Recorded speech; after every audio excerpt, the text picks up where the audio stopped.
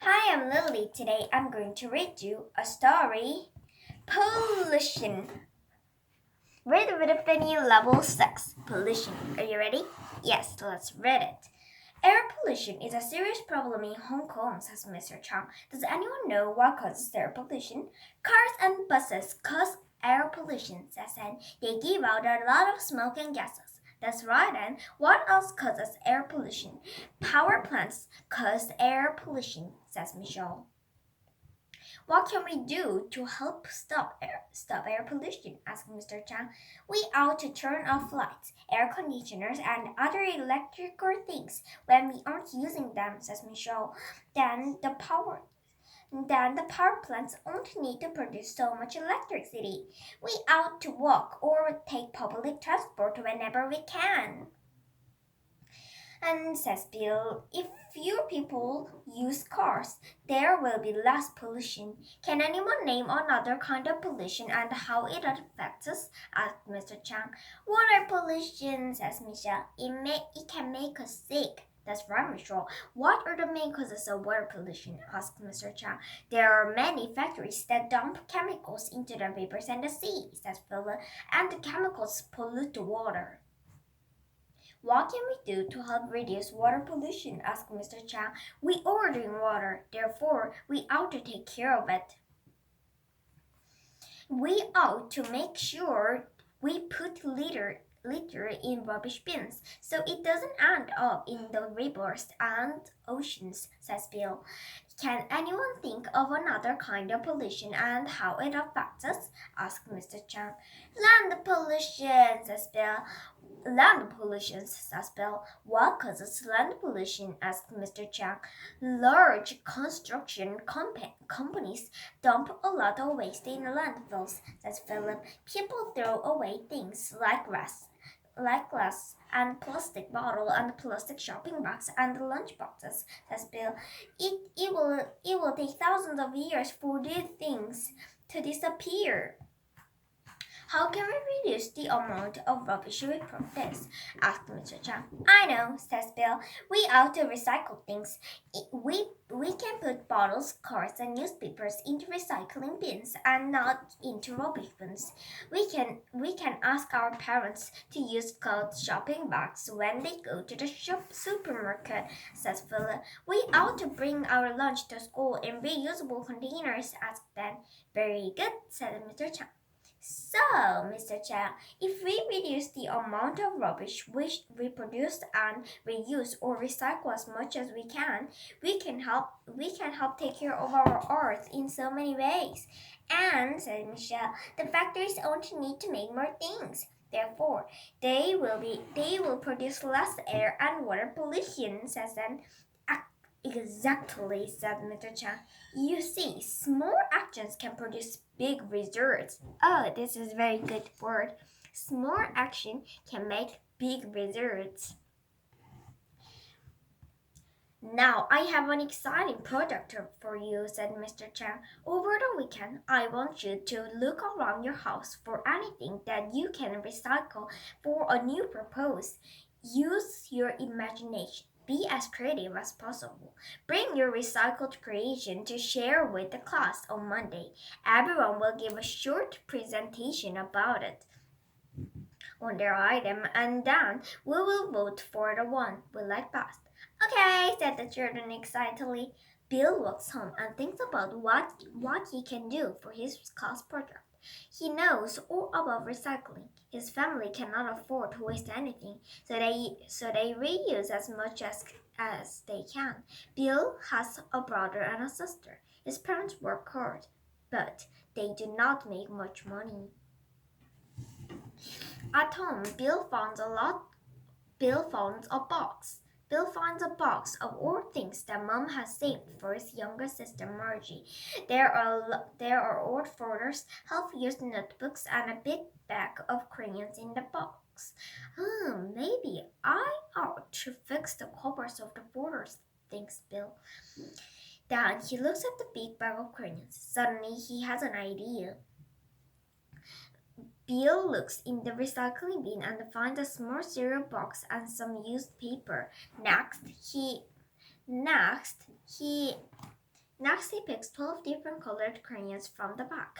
Then he shuffles the crayons. After that, he wraps the small cereal box in paper and writes Margie on the front. He puts the 12 recycled crayons into the box. There, they are as good as new now, he says, smiling. As he cleans up the shaving from the crayons, he notices how soft the crayon wax is in his hand. Suddenly, he thinks of an even better idea. After dinner, Bill tells his mom about his idea. It's a great idea, Bill, says Mom, but it's too dangerous to do on your own. I will help you. Great, thanks, Mom, said Bill. We ought to go Salvation Army shop tomorrow. Maybe we can find something there that we can use, says Mom. What's Bill's idea? I don't know. Let's read it.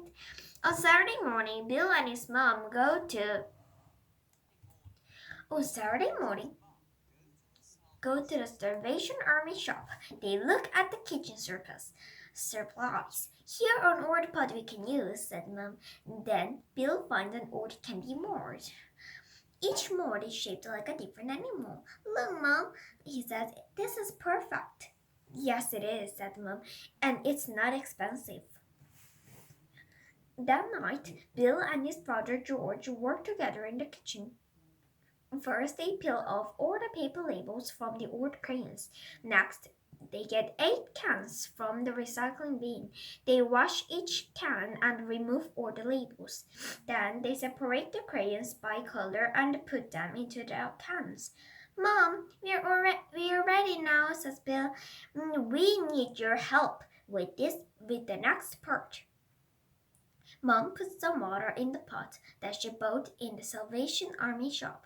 Then she places the can of red crayons into the center of the pot and puts it on the stove.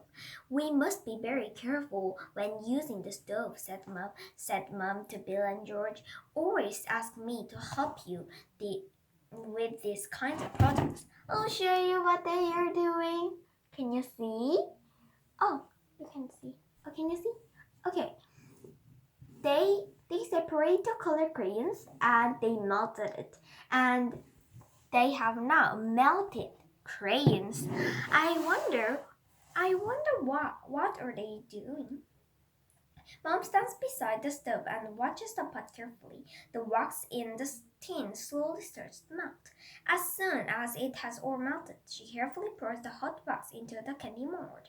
When the wax was cold and hardened, Bill pops the new crayons out of the candy mold onto the table. Wow, look at these, says Bill excitedly. They look great. Let's make some blue ones now, said Mom. She put the tin of the blue cans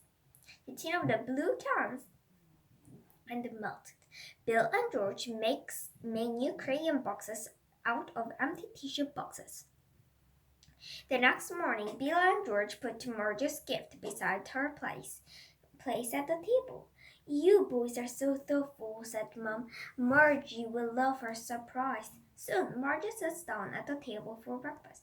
She rubs her eyes when she sees the gift box in front of her. Surprise! Open it, said her brothers. Margie opens the box. One by one, Margie takes the animal crayons out of the box. Did you buy me new crayons? She asked her brothers. No, we made them, said George. It was Bill's idea. You made this? Margie asked Bill. I can't believe it. How did you make this? She looks at her new crayons again. They're beautiful. These crayons are the best in the world. Bill smiles. We made 3 boxes of animal crayons, said Bill to Margie. I'm going to give a box to my teacher for the class to use. Then he gives Margie another box. And here's the box for your friend Emily, he said. Thank you, said Margie. You're welcome, says Bill. On Monday, the students are excited. They cannot wait to show the rest of the class their recycled crayons. Philip gives his presentation first. We had take out pizza on Saturday night, he says. I turned the pizza box into a chessboard. I show you the pizza chessboard. Can you see? It was... Oh. Okay. Can you see this chessboard? Pizza chessboard? It was Philip's idea, and he opens up a pizza box to show his classmates a chessboard inside. First, I used a ruler to draw 64 squares. Next, I painted them blue and white, black and white. Then I got 24 plastic bottles caps from our recycling bin to use for game pieces. After that, I glued yellow wrapping paper to 12 of the bottle caps and blue wrapping paper to the other 12 caps. It is Easter now. My mom bought some chicken wings at the supermarket on Friday night, said Anne. There were a foam tray. I decided to turn this tray into a stamp. First, I used a pencil to carve in a picture in the foam, continues Anne. Then I brushed a thin layer of paint over the pictures. After that, I placed a white piece of paper on top of the picture and rolled a glass straw over it. I gently peeled the paper away from the foam. See, I have a stamp and a picture. Look at this. It's Anne's idea, and this foam tray she draws, and she puts the ink and now she has stamp and a paper. Now it's Michelle is next to show the class her creation. On Saturday, I found 2 empty cereal boxes in our recycling bin, said Michelle. First, I made a notebook. My dad gave me some used paper from his office. I stacked 10 pieces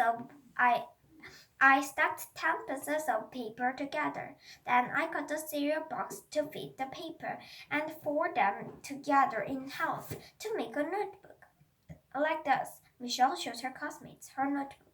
I'm going to show you this notebook. Okay, where's that? Oh.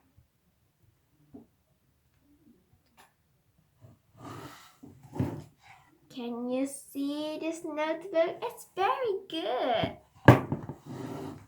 And next. Then I cut the other cereal box into the shape of a magazine fold. After that, I painted them into both yellow. Now I can keep my notebook in my file.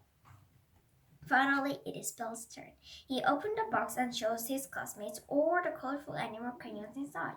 Those don't look recycled, said Philip. They look new. I made them from old crayons and a candy mold, says Bill. My mom melted down some old crayons. Then she poured the Morton wax into the molds. Then, when they cooled, we had new crayons. I made these ones for us to use in the classroom. They are beautiful, said Mr. Chang. Thank you, Bill. You all have wonderful imaginations, said Chang. Your projects are all very well done. Everyone smiles. Now for the hard part, said Mr. Chang. You have to vote for your favorite recycled creation. Mr. Chang hands out a small piece of scrap paper for each student. Everyone writes down the name of the favorite recycled creation. Mr. Chang begins to counting the votes. The class waits excitedly for him to finish. And the winner of the most creative award is Bill, said Mr. Chang. All the students clap and cheer. Bill is very happy. When Bill puts the crayons in the classroom coupled at the end of the day, he noticed a message written in the red crayon in the back of the box. It says, "To Bill, I love you, Margie." To Bill, this is the best award of all. Bye!